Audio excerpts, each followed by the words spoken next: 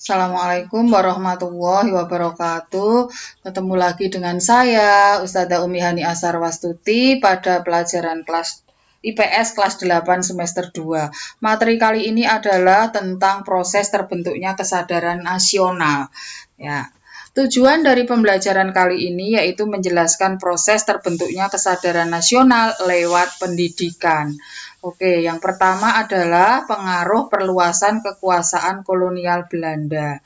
Ya, sejak diterapkannya sistem tanam paksa atau kultur stelsel pada masa Van den Bosch, banyak kaum moralis liberal Belanda mengecam pelaksanaan tanam paksa yang sangat merugikan bangsa Indonesia. Antara lain yaitu Konrad Theodor van Deventer atau sering dikenal dengan nama Van Deventer. Beliau menganjurkan politik etis atau politik balas budi. Pada tahun 1899, Van Deventer menulis di majalah The Gids ya dengan judul En Ereskult atau bahwa uang yang dihasilkan dari tanam paksa untuk kas negeri Belanda adalah salah satu hutang budi bagi bangsa Belanda kepada rakyat Indonesia. Ya, desakan kaum moralis liberal itu akhirnya mendapatkan tanggapan dari pemerintah Belanda. Tahun 1901, Ratu Wilhelmina dalam pidatonya mengatakan bahwa Belanda mempunyai kewajiban untuk mengusahakan kemakmuran bagi penduduk Indonesia. Pidato tersebut menandai berlakunya politik etis atau politik balas budi di Indonesia. Nah, apa sih yang diusulkan oleh Van Deventer? Ya, sering juga disebut trilogi Van Deventer politik etis ini. Apa itu? Yang pertama yaitu edukasi atau pendidikan.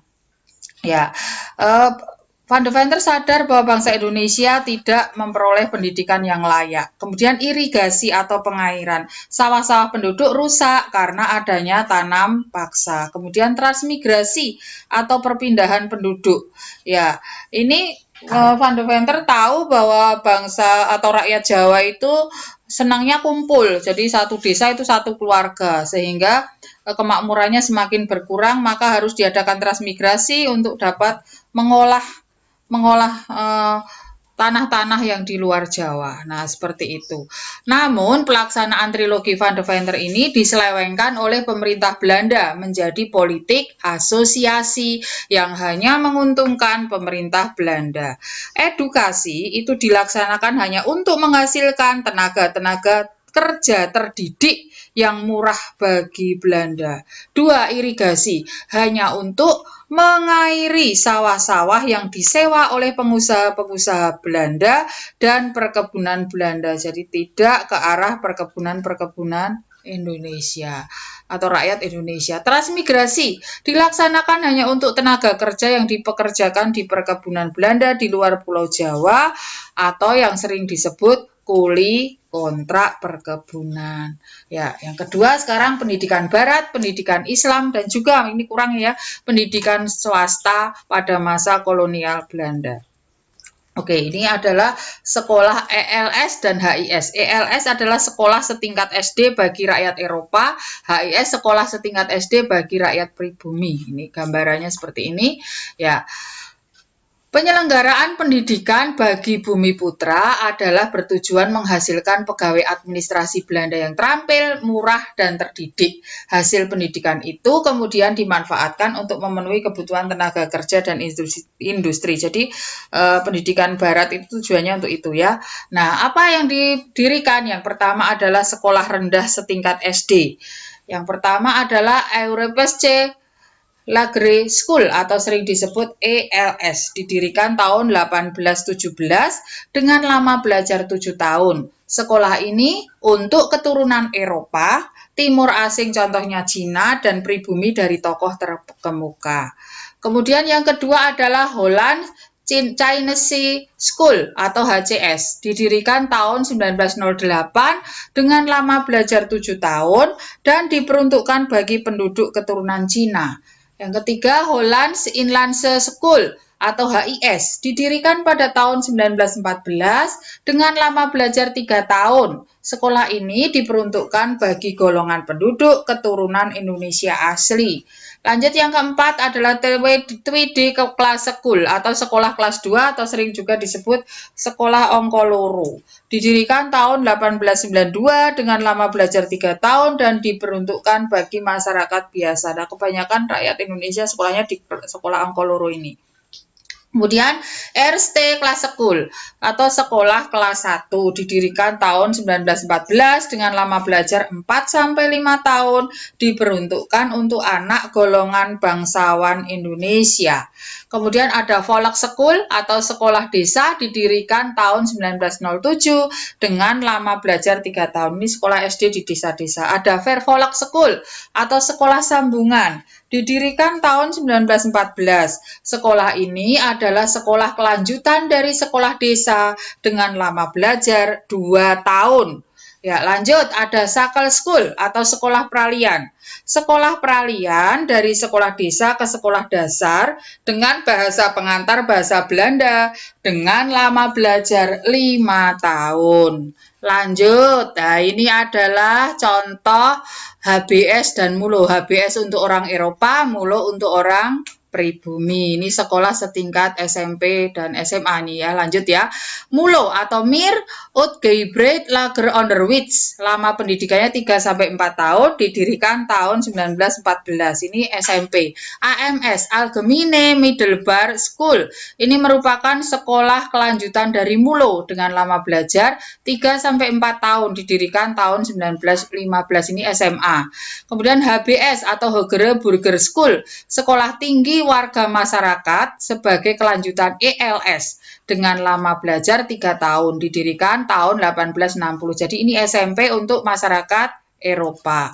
Ya, ini lanjut sekolah kejuruan, ada Kwek School, ada Ambak School, Mu'alimat termasuk Kwek School. Lanjut ya.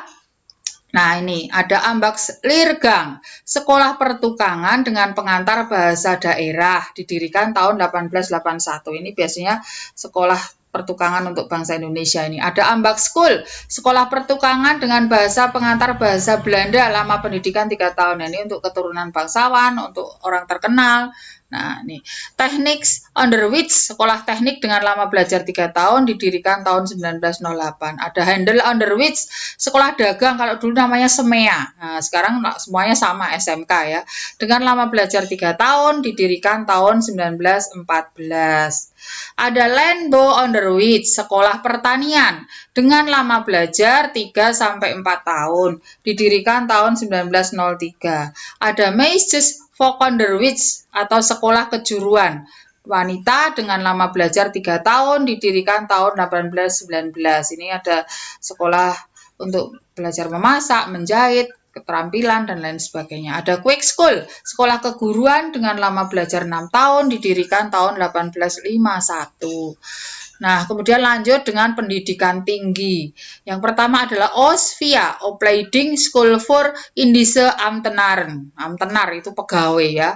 Sekolah pendidikan pegawai pribumi, lama belajar 5 tahun, didirikan tahun 1900. Kalau sekarang apa ya? Sekolah tinggi ilmu negara, apa ya, ilmu pemerintahan, sekolah tinggi administrasi negara, nah seperti itu. Stovia, School tot Opleiding van Inlandse Artsen, sekolah untuk pendidikan dokter, tapi khusus untuk pribumi, lama belajarnya 7 tahun, didirikan tahun 1902. Ada GHS, Gynekundisch Hogeschool, ini sekolah kedokteran lama, pendidikan 6 tahun, didirikan tahun 1927, ini untuk keturunan Eropa. Nah, kemudian ada RHS, Rechtskundig Hogeschool, ini sekolah tinggi hukum, gelarnya Mister, lama belajarnya 5 tahun, didirikannya tahun 1924, Mister Muhammad Yamin. Nah, ini contohnya. THS, Technische Hogeschool, sekolah tinggi teknik, didirikan tahun 1920, contohnya adalah Insinyur Soekarno. Nah, ini lulusan THS. Nah, kemudian perkembangan pendidikan Islam. Pendidikan Islam pada masa kolonial itu berbentuk pesantren dan madrasah yang berbeda dengan sekolah yang diperkenalkan oleh pemerintah Belanda. Pendidikan Islam pada masa kolonial ada 2, milik Muhammadiyah dan milik NU. Nah, sekarang yang milik Muhammadiyah, apa saja yang didirikan? Yang pertama yaitu Hollands Inland School atau sekolah guru di Yogyakarta. Kemudian sekolah dasar, 5 tahun pendidikannya, langsung berdiri 32 sekolah. Ada Sakal School, kemudian berdiri juga 14 madrasah, kemudian ada HIS Muhammadiyah, ada Mulo Muhammadiyah, ada Madrasah Ibtidaiyah, ada Sanawiyah Muhammadiyah. Kemudian yang NU ada Madrasah Awaliyah, lama belajarnya 2 tahun, Ibtidaiyah lama belajarnya 3 tahun, Sanawiyah lama belajarnya 3 tahun. Nah, kemudian Mu'alimin Wusta lama belajarnya 2 tahun dan Madrasah Mu'alimin lama belajarnya 3 tahun. Lanjut dengan sekolah yang didirikan oleh swasta. Selain sekolah yang didirikan oleh pemerintah Belanda dan organisasi Islam, ada juga sekolah yang didirikan oleh swasta asing ataupun swasta pribumi. Yang pertama swasta asing, yaitu Zending atau Yayasan Kristen. Kalau sekarang di Yogyakarta namanya Yayasan Bob Kri. Itu ada di Jalan Sultan Agung itu ya. Ya, dekat jembatan Saidan itu Bob Kri. Misi atau Yayasan Katolik. Dulu di Jawa pusatnya di Muntilan pada waktu Belanda dulu. Pelopornya adalah Vater van Lith. Kalau sekarang di Yogyakarta yang terkenal ada Yayasan Tarakanita. Sekolah yang didirikan ada Stella Dus, ada Mother Day, ada Immaculata, ada Santa Maria, dan lain sebagainya. Nah, kemudian sekolah yang didirikan oleh swasta pribumi. Yang pertama adalah IST Kayu Tanam. Didirikan oleh Muhammad Syafi'i.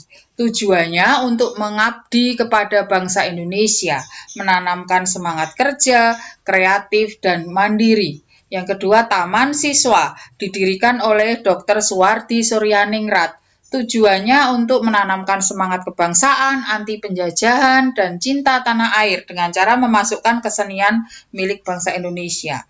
Kemudian perguruan kasatrian didirikan oleh Dowes Dekker. Tujuannya menanamkan pembinaan sebagai bangsa Indonesia. Ini semuanya tujuannya menumbuhkan rasa kuat cinta tanah air semua, sehingga sadar bangsanya adalah bangsa yang terjajah ya.